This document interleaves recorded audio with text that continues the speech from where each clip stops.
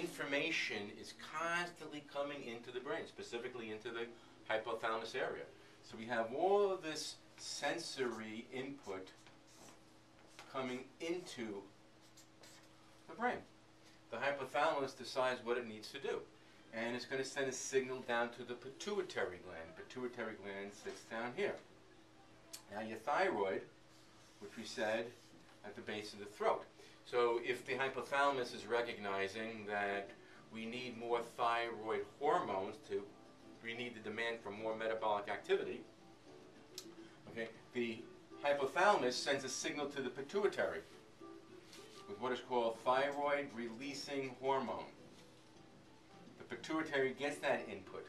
The pituitary then sends a signal down to the thyroid gland using what is called thyroid stimulating hormone. TSH, there's your measurement. Okay?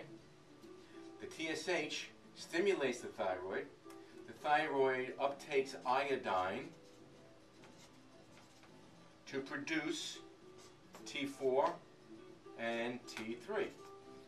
Now remember, T4, 97%, T3, 3%. Inactive, active. The T4 and the T3 actually then need to move throughout the body. Remember, hormones in the endocrine system travel throughout the body to get to the targeted tissue. Okay, so if you're producing the thyroid hormone here in the manufacturing plant, and it needs to do some work in the digestive system, it's got to travel through to get to the digestive system.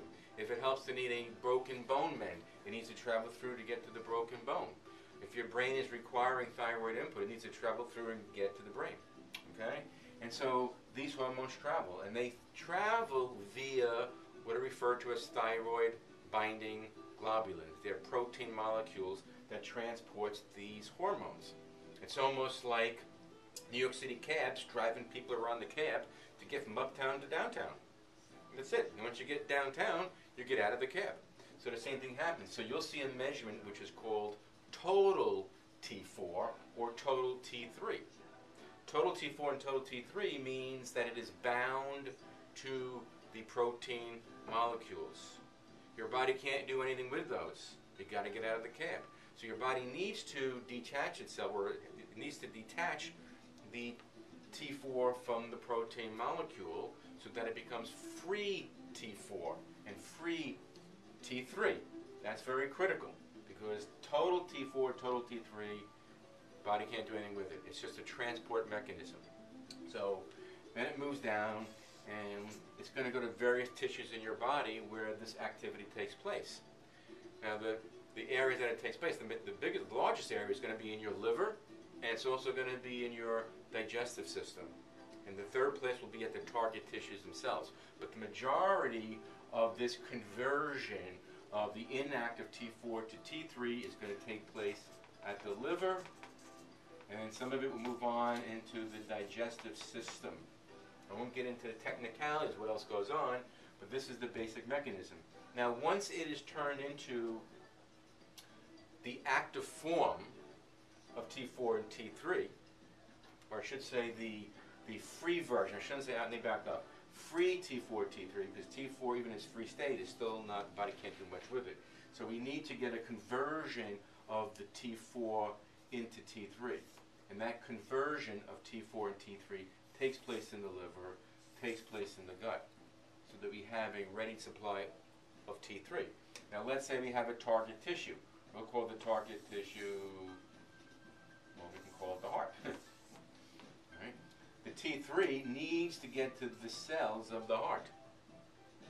And so if there is a problem with the receptors for thyroid hormone, if those receptors aren't working properly, then even though all of these steps are working fine, the fact that it cannot bind to the receptors at the cell still makes the situation inactive. The point that I'm getting at is that just looking at this TSH is a very limited way of assessing the mechanisms that actually need to take place before the thyroid hormone is able to do its job, which is produce metabolic function at the cellular level. So any one of these things can be broken down and not working properly. This TSH can be normal, but even though this is normal, the mechanisms down here are not working properly. If you cannot convert the T4 into T3 in the liver, it doesn't make a difference that that's okay. You're not getting conversion to active T3. This is one of the major reasons why your lab test can look normal for TSH, and there's no change in your medication, but you still feel lousy, because even though you have normal levels, your body is not utilizing the hormone effectively, and your system is still being deprived of the hormone, and you're not getting metabolic function. So your cells are not healthy. Their cells are tired or fatigued, and you get all these various symptoms.